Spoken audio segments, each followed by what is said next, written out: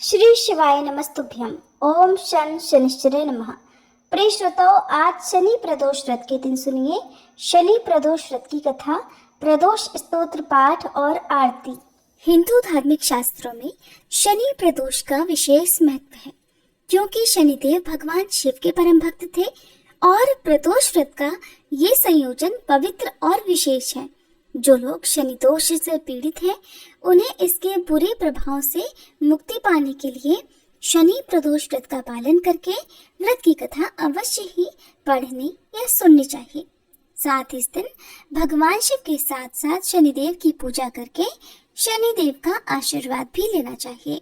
शनि प्रदोष व्रत रखने वाले भक्तों को कुंडली में चल रही शनि की महादशा से मुक्ति मिलती है और सुख शांति और समृद्धि की प्राप्ति होती है। साथ ही उनके सभी प्रकार के भय और कष्ट भी दूर हो जाते हैं। शनि प्रदोष व्रत की पौराणिक कथा के अनुसार एक बार की बात है, एक नगर में एक सेठ जी रहते थे। सेठ जी के घर में हर प्रकार की सुख सुविधाएं थी। उनके पास अपार धन संपत्ति थी, लेकिन उन्हें एक ही दुख था कि उनकी कोई संतान नहीं थी। इसी कारण सेठ और सेठानी दुखी रहते थे। उन्होंने संतान प्राप्ति के लिए कई उपाय किए, व्रत उपवास रखे, लेकिन सफलता नहीं मिली। तब दुखी होकर कुछ समय बीतने पर सेठ जी ने अपना काम नौकरों को सौंप दिया और खुद सेठानी के साथ तीर्थ यात्रा के लिए चल पड़े। अपने नगर से बाहर निकलने पर उन्हें एक साधु महाराज मिले, जो कि ध्यान मग्न बैठे हुए थे। सेठ और सेठानी साधु के पास गए और हाथ जोड़कर उनके ध्यान से उठने का इंतजार करने लगे। काफी देर के बाद जब साधु महाराज ने आंखें खोली, तब उन्हें पता चला कि उनके समक्ष कोई बहुत देर से आशीर्वाद लेने की प्रतीक्षा में बैठा हुआ है। साधु ने सेठ और सेठानी से कहा कि मैं तुम्हारा दुख समझता हूँ, तुम इस दुख से मुक्ति पाने के लिए शनि प्रदोष व्रत करो, इससे तुम्हें संतान सुख अवश्य ही प्राप्त होगा। फिर साधु ने सेठ सेठानी को प्रदोष व्रत की विधि बताने के साथ भगवान शिव की वंदना करने के लिए कहा। भगवान शिव की वंदना इस प्रकार की जाती है। हे रुद्रदेव शिव, आपको नमस्कार है। शिव शंकर जगत गुरु, आपको नमस्कार है। हे नीलकंठ सुर, आपको नमस्कार है। शशि मौली चंद्र सुख, आपको नमस्कार है। हे उमाकांत सुधी, आपको नमस्कार। उग्रत्व रूप मन, आपको नमस्कार है। ईशान ईश प्रभु नमस्कार। विश्वेश्वर प्रभु शिव, आपको नमस्कार है। साधु से इस प्रकार वंदना करने का विधान जानकर सेठ और सेठानी ने साधु महाराज को धन्यवाद किया और उनसे आशीर्वाद लेकर तीर्थ यात्रा के लिए चल पड़े। तीर्थ यात्रा से लौटने के बाद दोनों ने मिलकर शनि प्रदोष व्रत किया, जिसके प्रभाव से जल्दी ही उनके घर में एक सुंदर पुत्र का जन्म हुआ। इस प्रकार शनि प्रदोष व्रत रखने से सेठ सेठानी का घर खुशियों से भर गया। शनि प्रदोष व्रत के दिन जो भी भक्त जिस भी कामना को लेकर प्रदोष व्रत रखता है, उसकी वह कामना भगवान शिव और शनिदेव की कृपा से अवश्य ही पूरी होती है। आप सुनिए शनिदेव की कथा। एक समय की बात है, एक ब्राह्मण राजा के महल के मुख्य द्वार पर बुरी आत्मा से बचाव का काम करता था। एक दिन उसने एक अजीब सी आवाज सुनी तो वह डर गया। कई दिनों तक उसे वह आवाज सुनाई देती रही। उसने कभी भी उस रहस्यमयी आवाज के बारे में अपनी पत्नी को नहीं बताया और उसका स्वास्थ्य दिन प्रतिदिन खराब होता गया, वह कमजोर होता गया। एक दिन उसकी पत्नी ने कहा, मैं तुम्हें पौष्टिक भोजन देने की पूरी कोशिश करती हूँ, फिर भी तुम्हारी सेहत खराब हो रही है, तुम्हें क्या हुआ है? कुछ समय तक तो वह चुप रहा। फिर उसकी पत्नी ने उसे बहुत समझाया कि उसे अपने मन की बात बता देनी चाहिए, ताकि जो तनाव इतने दिनों से उसे मिल रहा है उससे छुटकारा पाया जा सके, कोई उपाय सोचा जा सके।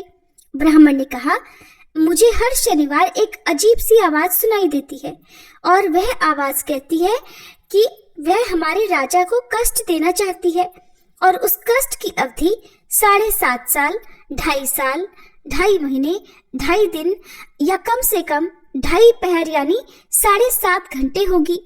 अब राजा कोई भी अवधि चुन सकता है, लेकिन कष्ट तो होना अनिवार्य ही लिखा है। ब्राह्मण की पत्नी ये सुनकर मुस्कुराई और बोली, आपने मुझे ये बात पहले क्यों नहीं बताई? राजा को तो बचाना ही होगा, चाहे हमें इसके लिए कुछ भी क्यों न करना पड़े। आप 2.5 पहर का कष्ट सह लीजिए। आत्मा अगले दिन फिर महल में आई और वही संदेश दोहराया। अब की बार ब्राह्मण ने कहा, मैं राजा का कष्ट अपने ऊपर लेने को तैयार हूँ। आप 2.5 पहर तक मेरे ऊपर रह सकती हैं। आत्मा ब्राह्मण के इस प्रस्ताव से प्रसन्न हुई। फिर ब्राह्मण नदी के किनारे गए। वे ध्यान में समय बिताना चाहते थे। उन्होंने पानी की सतह पर 2 आम के फल तैरते हुए देखे। उन्होंने उन्हें ऊपर से पकड़ा और अपनी जांघ के नीचे रख लिया। राजा के राजकुमार पिछले 2 दिनों से शिकार पर गए हुए थे। वे अब तक वापस नहीं लौटे थे।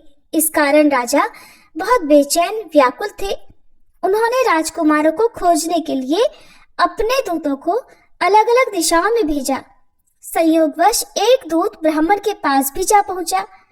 उसे ये देखकर अत्यंत आश्चर्य हुआ कि ब्राह्मण ने राजकुमार के सिर अपनी जांघों के नीचे छुपा रखे थे। उसने यह बात राजा को बताई। सुनकर राजा क्रोधित हो गए। उन्होंने ब्राह्मण को सूली पर चढ़ा देने का या फांसी देने का आदेश दिया। राजा ने ब्राह्मण से उसकी अंतिम इच्छा पूछी तो ब्राह्मण ने कहा, कृपा करके मुझे 2.5 पहर तक मत मारना। राजा ब्राह्मण की यह बात मान गया। निर्धारित समय समाप्त होने पर ब्राह्मण के अंत की उसे सजा देने की व्यवस्था कर दी गई। ब्राह्मण का सिर गर्म लोहे की तलवार से काटा जाना था। जैसे ही वधकर्ता ने ब्राह्मण पर आक्रमण किया, वह गर्म तलवार टुकड़े टुकड़े हो गई। वधकर्ता ने अब की बार गरम चांदी की तलवार उठाई और वह तलवार भी ब्राह्मण की गर्दन को छूने से पहले ही टुकड़े टुकड़े हो गई। वधकर्ता ने गरम सोने की तलवार निकाली और अब की बार ब्राह्मण का सिर काटने का प्रयास किया। तीसरी तलवार का हाल भी कुछ ऐसा ही हुआ। वहां उपस्थित लोग इस चमत्कार को देखकर आश्चर्यचकित रह गए। अचानक वे दोनों राजकुमार भी वहां प्रकट हो गए। राजा उन दोनों राजकुमारों को देखकर बड़ा प्रसन्न हुआ और उन्हें गले लगाया और ब्राह्मण पर भी राजा ने दया दिखाई। राजा ने कहा, हे ब्राह्मण देव, ये क्या रहस्य है? इसे सबके सामने प्रकट कीजिए। इतनी बार मारने के बाद भी आपका बाल तक बांका नहीं हुआ। तब ब्राह्मण ने कहा, हे राजन, शनि आपको कष्ट देना चाहते थे। मैंने आपको और राज्य को बचाने के लिए आपका कष्ट अपने ऊपर ले लिया। शनिदेव ने आम को मानव सिर के रूप में प्रकट कर दिया था। क्या मैं राजकुमारों को मार सकता था? मैं तो हमेशा से इस राज्य का रक्षक रहा हूँ। मैंने सदैव आपका और राज्य का भला ही चाहा है। राजा ने कहा, हे ब्राह्मण देव, मुझे तो आपकी बातों पर विश्वास नहीं है। मैं स्वयं शनिदेव को देखना चाहता हूँ और अगर आप मुझे नहीं दिखाएंगे तो आपके पूरे परिवार के सभी सदस्य चक्की में पीस दिए जाएंगे। अब की बार तो राजा की यह बात सुनकर ब्राह्मण देवता कांपने लगे। उन्होंने 1 सप्ताह का समय मांगा।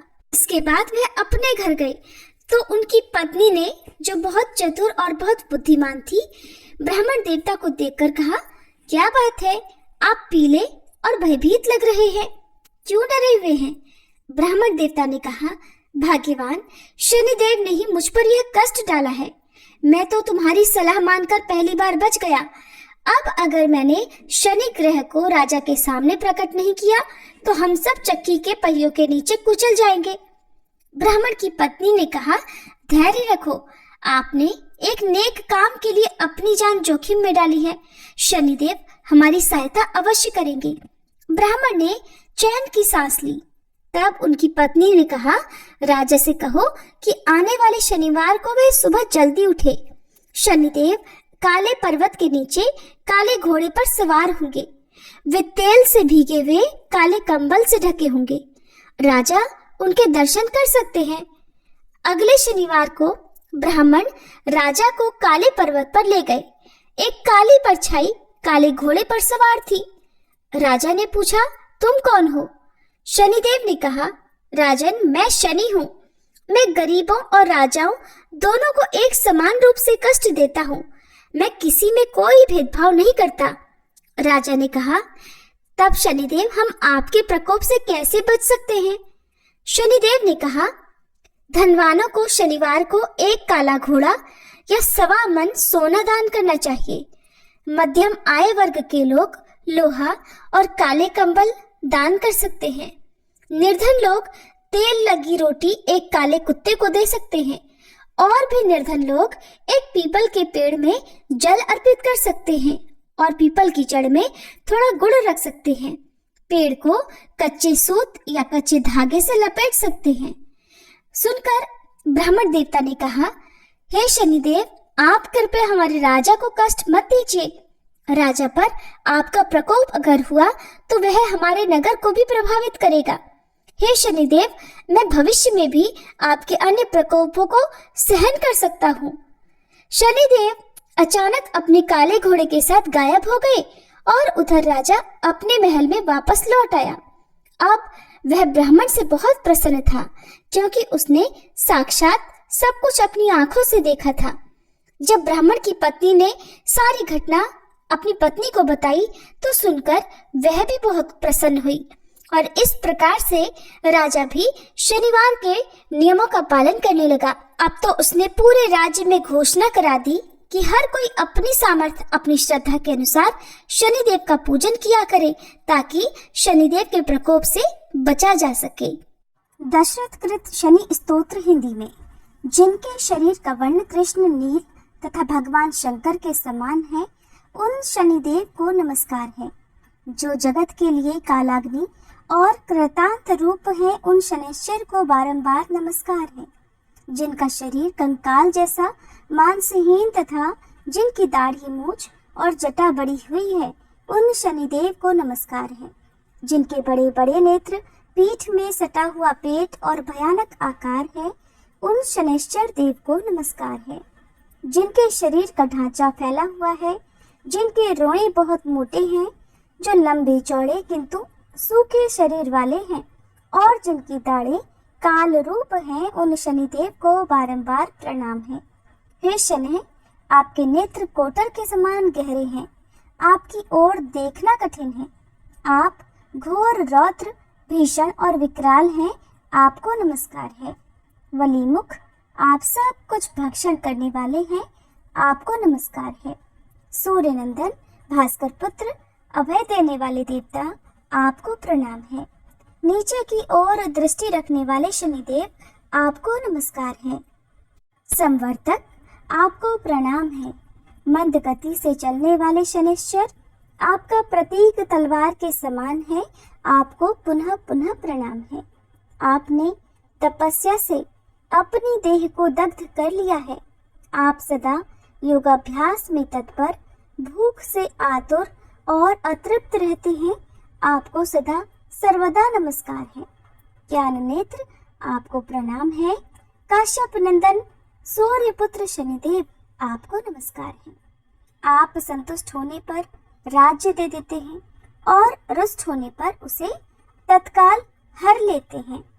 देवता, असुर, मनुष्य, सिद्ध, विद्याधर और नाग, ये सब आपकी दृष्टि पड़ने पर समूल नष्ट हो जाते हैं।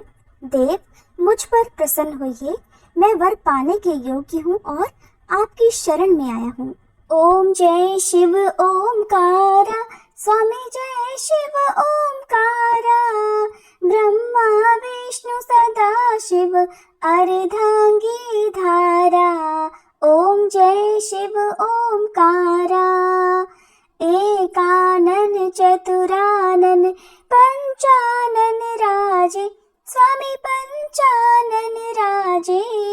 हंसासन गरुड़ासन वृषवाहन साजे। ओम जय शिव ओमकारा, त्रिभुवन जो भुज चार चतुर जय शिव दस भुज अति सोहे, अक्षमाला वन मोहे, मुंड माला धारी, स्वामी मुंड माला धारी। चंदन मृग मद सोहे, भाले शशिधारी। ओम जय शिव ओमकारा, श्वेतांबर पीतांबर बाघांबर अंगे, स्वामी बाघांबर अंगे। सनकादिक गरुड़ादिक भूतादिक संगे ओम जय शिव ओंकारा। करके मध्य कमंडल चक्र त्रिशूलधारी स्वामी चक्र त्रिशूलधारी। सुखकारी दुखहारी जग पालनकारी ओम जय शिव ओंकारा। ब्रह्मा विष्णु सदा शिव जानत अविवेका स्वामी जानत अविवेका। प्रणवाक्षर में शोभित ये तीनों एका ओम जय शिव ओंकारा। त्रिगुण स्वामी जी की आरती जो कोई नर गावे स्वामी जो कोई नर गावे।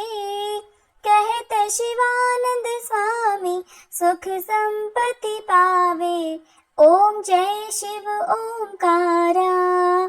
ओम जय शिव ओंकारा स्वामी जय शिव ओंकारा। ब्रह्मा विष्णु सदा शिव अर्धांगी धारा ओम जय शिव ओम